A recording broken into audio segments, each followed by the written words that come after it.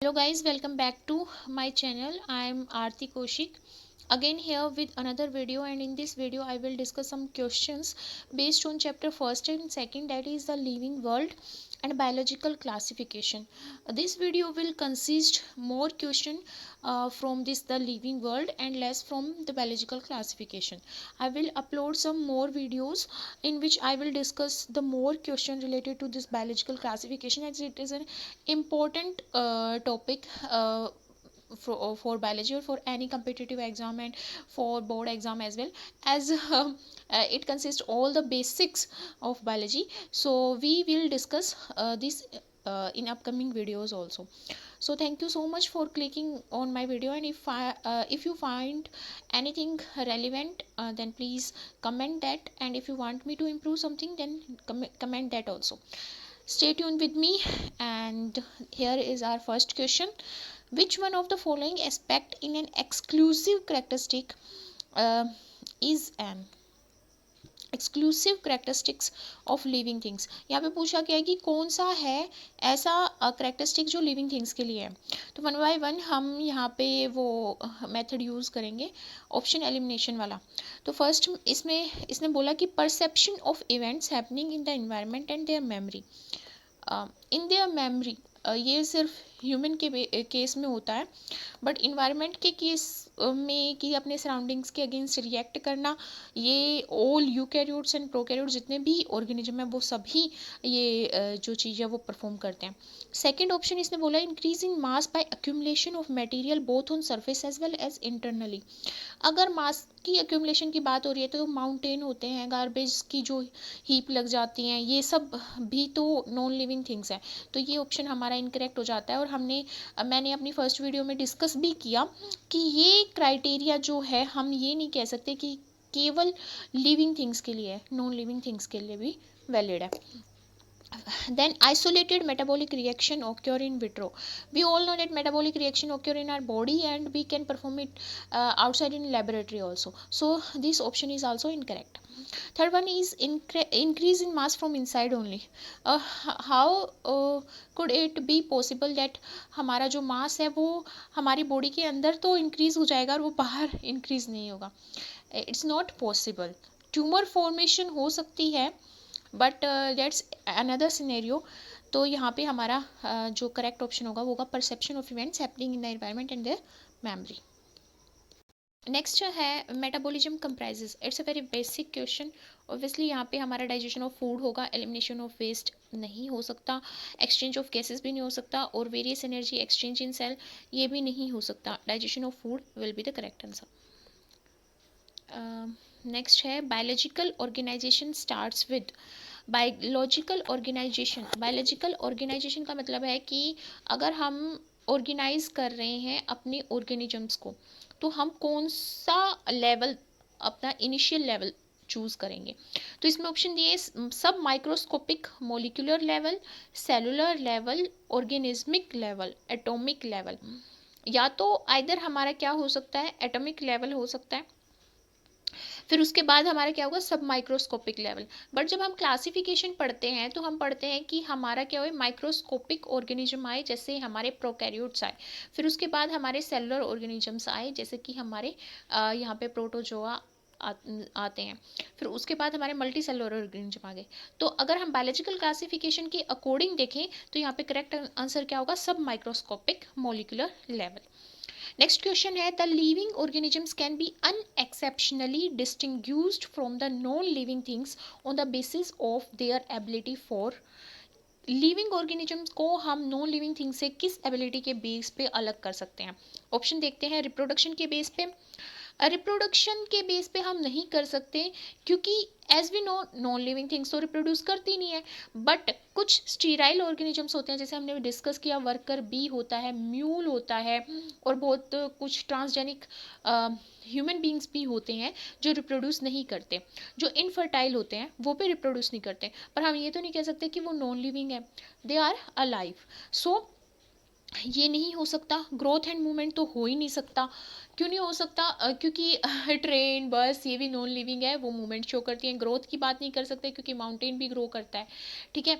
और interaction with the environment and progressive evolution, this is the correct answer. और responsiveness to touch, we can't say touch, only touch is not a criteria for living things, because they respond to a lot of things. So here the interaction with the environment and progressive evolution is the correct answer. क्योंकि हमारे जो bacteria है वो भी evolve करते हैं, virus भी evolve करते हैं, माइक्रो ऑर्गेनिजम्स जैसे हमारी फंगाई है या प्रोटोजोआ है या फिर हमारे caudate non caudate, every living thing is evolve in itself, और दे respond to their environmental stimulus. Next है plants differ from animals in having, option देखिए, definite life span.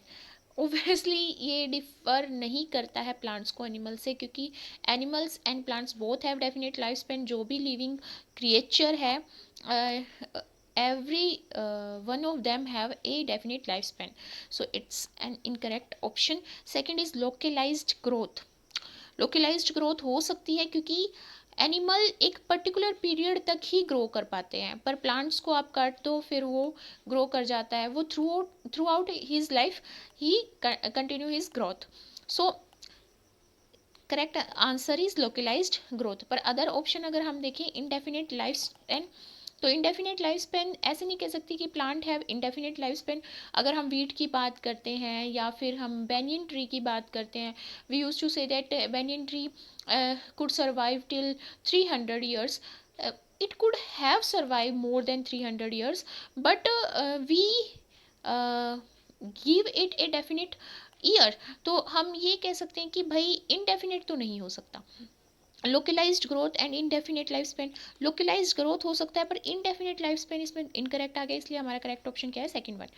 Next question है इसमें, a person who studies about the origin, evolution and variations in plants and also about the classification of plants is called as.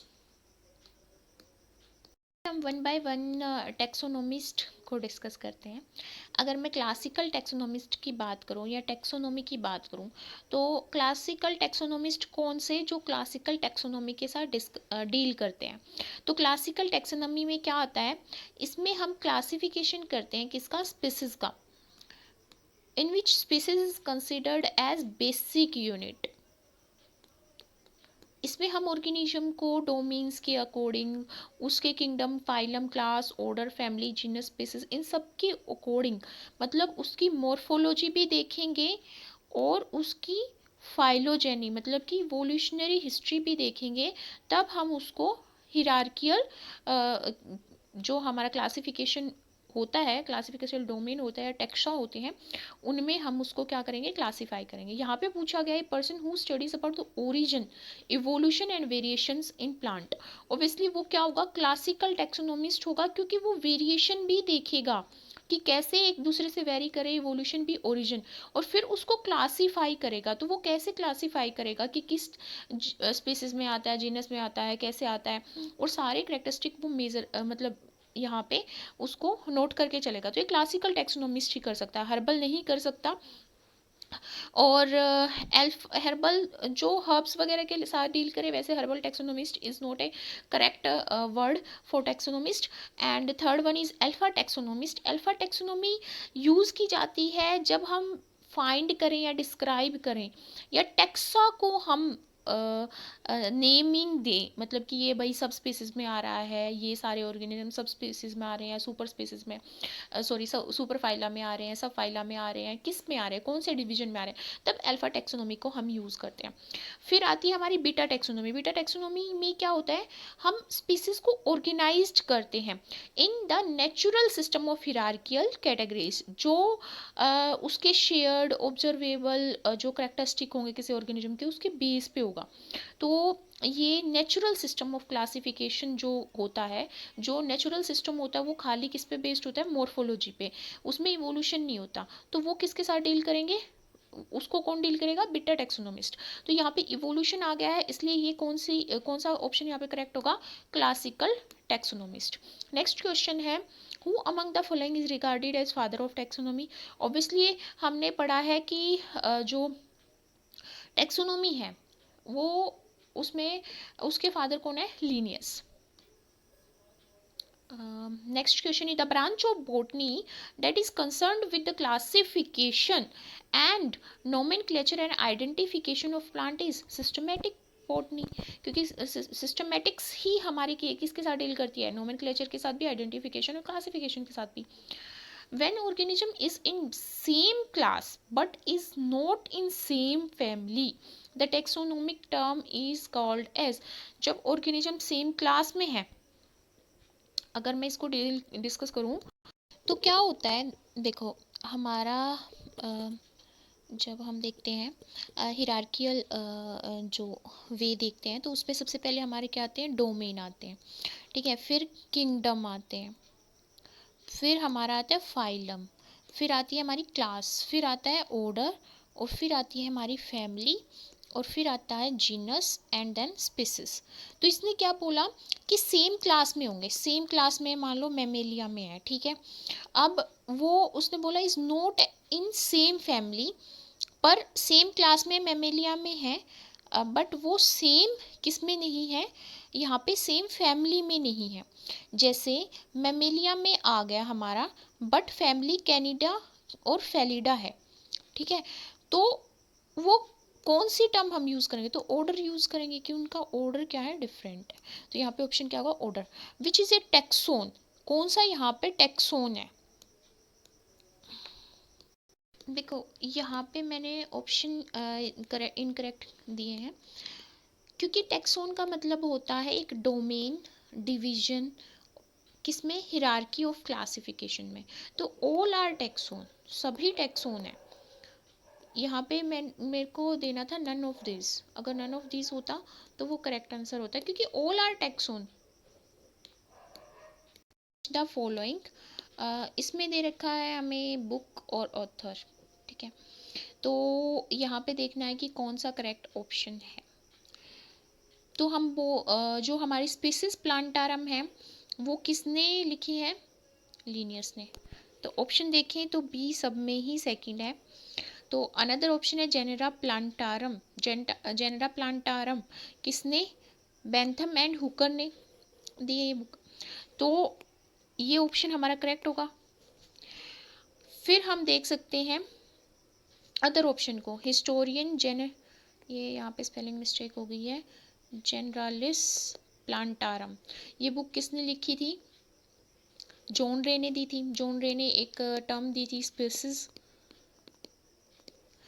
और Scala नेचरा यहाँ पे किसने दी, Aristotle ने। नेचरा बुक है एरिस्टोटल की। एरिस्टोटल क्या है, वो father of biology, and father of taxonomy Linnaeus, and father of botany Theophrastus. जो नेक्स्ट है हमारा, a system of classification in which a large number of traits are considering. अगर मैं आर्टिफिशियल सिस्टम ऑफ क्लासिफिकेशन की बात करूँ तो बस मॉर्फोलॉजी यूज़ की गई, सिंथेटिक में हमारे सारी चीज़ यूज़ की जाती है, मतलब हम उसकी इवोल्यूशनरी हिस्ट्री वगैरह सब देखते हैं। नेचुरल सिस्टम ऑफ क्लासिफिकेशन भी बहुत बेसिक था, पर नेचुरल सिस्टम ऑफ क्लासिफिकेशन में हम लार्ज नंबर ऑफ ट्रेड्स को कंसिडर करते हैं। फाइलोजेनेटिक सिस्टम में बस हम फाइलोजेनी मतलब उसकी इवोल्यूशनरी हिस्ट्री को कंसिडर करेंगे। तो यहाँ पे करेक्ट आंसर क्या होगा, natural system of classification. In Whittaker 5 kingdom classification eukaryotes were assigned to, कि कौन कौन से किंगडम के लिए यूकैरियोट्स असाइन किए गए थे, ओनली 2 ऑफ द 5। देखो कौन कौन से विटेकर ने 5 किंगडम क्लासिफिकेशन दिया था, मोनेरा, प्रोटिस्टा, फंगाई, प्लांटाई और एनिमेलिया। तो इसमें दिख रहा है हमें कि मोनेरा क्या है, प्रोकैरियोट्स है, तो बाकी चारों क्या है, यूकैरियोट्स हैं। तो चार, ओनली 4 आउट ऑफ 5 किंगडम ही गेव और assign the name of eukaryotes. Next है हमारा, two kingdom constantly figured in our biological classification are. Two kingdom classification हो या फिर 3 हो या 5 हो या फिर 6 हो, इन सभी में कौन से 2 किंगडम थे जो बार बार कॉन्स्टेंटली फिगर्ड आउट किए गए या फिर बार बार रिपीट किए गए? तो प्लांटाई और एनिमेलिया थे। फाउंडर ऑफ टैक्सोनॉमी कौन है? लिनियस है, और फादर ऑफ टैक्सोनॉमी भी लिनियस है। एरिस्टोटल ने क्या किया था? हैबिटेट के बेस पे एनिमल को क्लासीफाई कर दिया था, और जॉन रे ने स्पीसीज टर्म दी थी और स्पीसीज को डिफाइन किया था। हैकल ने रिकैपिटुलेशन थ्योरी दी थी।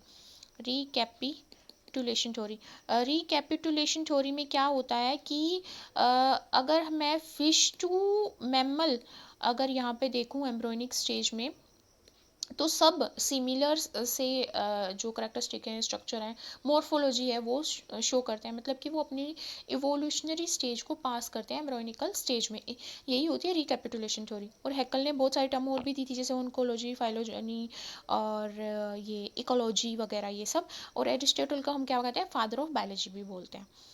नेक्स्ट क्वेश्चन है हमारा, most important criteria used for the present day classification of living organism is based on. किसके बेस पे हम आज के दिन क्लासीफाई करते हैं?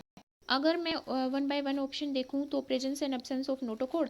Presence and absence of notochord पे हम बस कोड डेटा और नॉन कोड डेटा को क्लासीफाई कर सकते हैं, ठीक है।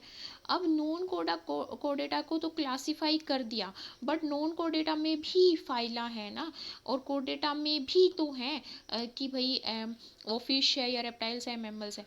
नेक्स्ट है रिजेम्बलेंस इन एक्सटर्नल फीचर। अगर हम एक्सटर्नल फीचर देख लेंगे और ये नहीं देखेंगे कि उसमें हार्ट क्या है, वन है, मतलब कि उसमें हमारा यहाँ पे 1 चैम्बर्ड है, 2 चैम्बर्ड है या 3 चैम्बर्ड है या 4 चैम्बर्ड हार्ट है, उसमें किडनी कैसी है, मेजोनेफ्रिक है या मेटानेफ्रिक है, ब्रीडिंग हैबिट्स कैसी हैं उसकी, अगर ये नहीं देखेंगे हम तो हम क्लासीफाई नहीं कर सकते, ठीक है। तो इसने बोला कि आज के टाइम पे हम किस बेस पे क्लासीफाई करते हैं, फिजियोलॉजिकल कैरेक्टरिस्टिक्स भी देखते हैं और एनाटॉमिकल भी देखते हैं, और फिर हम पर्टिकुलर ग्रुप से उसको रिलेट करते हैं कि कौन से ग्रुप में, कौन से हमारे मतलब जीनस में, स्पीसीज में, फाइला में, कौन से में ये रिलेट करता है। तो करेक्ट आंसर होगा हमारा फोर्थ वन। नेक्स्ट क्वेश्चन है यहाँ पे, the scientific name of banyan is written as Ficus benghalensis L full stop है। Which of the following statement is correct regarding this. इसने बोला लेटर एल जो है वो यहाँ पे सिग्निफाई कर रहा है लेटिन लैंग्वेज को। तो मैंने क्या डिस्कस किया था कि जो हमारा साइंटिफिक नेम है, जो हमारा कैरोलस लिनियस ने दिया था बायनोमियल नोमेनक्लेचर, जिसमें उन्होंने बोला था एक होता है जेनेरिक नेम, एक होता है स्पेसिफिक नेम। इसको हम जीनस भी बोलते हैं और इसको हम स्पीसीज नेम भी बोलते हैं। तो क्या है कि यहाँ पे जो जेनेरिक नेम है वो कैपिटल से स्टार्ट होगा और ये हमारा स्मॉल लेटर से स्टार्ट होगा, ठीक है। वो और दोनों ही अगर मैं हैंड रिटन कर रही हूँ तो सेपरेटली अंडरलाइन होंगे, और लैटिन लैंग्वेज में से ओरिजिन हो रखा है, इसलिए हम इसको अगर टाइप करें तो इटालिक्स में करेंगे, जैसे मैंने यहाँ पे इटालिक्स में कर रखा है। फिर उन्होंने बोला था अगर ऑथर का नाम मैं दे रही हूँ, जैसे लीनियस का अगर नाम दे रही हूँ, तो मैं उसको एब्रीवेटेड फॉर्म में लिखूंगी और फिर फुल स्टॉप लगाऊंगी। तो ये लैटिन लैंग्वेज को तो डिनोट नहीं कर रहा है एल, इसने सिर्फ एल के बारे में पूछा है। The name should be written reverse with benghalensis preceding Ficus. नहीं, ये स्पीसीज नेम है और ये जीनस नेम है, तो हमारा जो जीनस नेम है वो पहले आता है और स्पीसीज नेम बाद में आता है, तो ये भी इनकरेक्ट हो गया। थर्ड है letter L signify the taxonomist Linnaeus, क्योंकि लीनियस ने क्लासीफाई किया तो उनका यहाँ पे नाम दिया है, तो ये करेक्ट ऑप्शन है।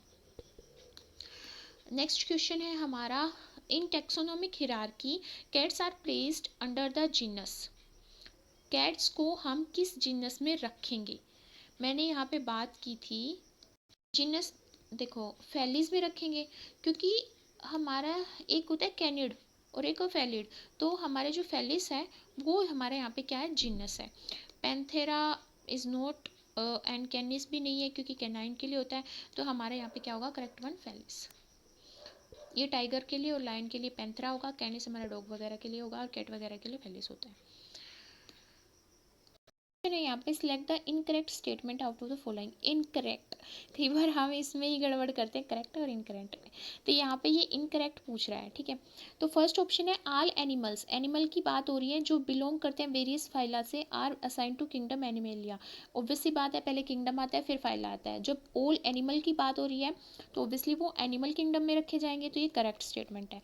सेकेंड है as we go higher from species to kingdom, species से जीनस होगा, ठीक है, क्लास, ऑर्डर ऐसे आएगा।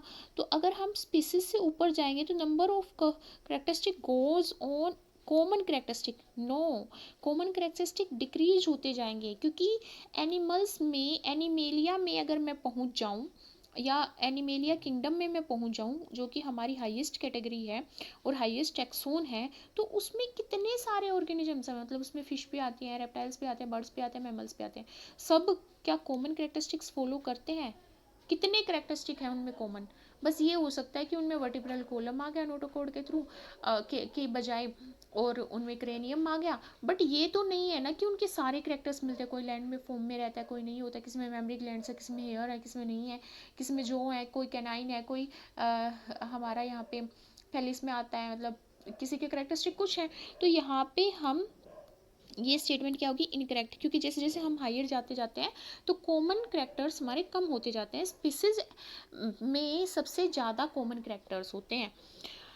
फिर आ गया थर्ड, डिफरेंट, यहाँ पे स्पेलिंग मिस्टेक हो रखी है। Different classes comprising fish, amphibians, reptiles, birds and mammals together constitute the phylum Chordata. Obviously fish, amphibians ये सब आते हैं, हमारी क्लासेस हैं, तो वो कोर्डेटा में आती हैं, ये भी करेक्ट है। Plant order polemoniales include the families like solanaceae and convolvulaceae based on the vegetative and floral correct, ये भी करेक्ट है। तो हमारा इनकरेक्ट कौन सा है? Second one.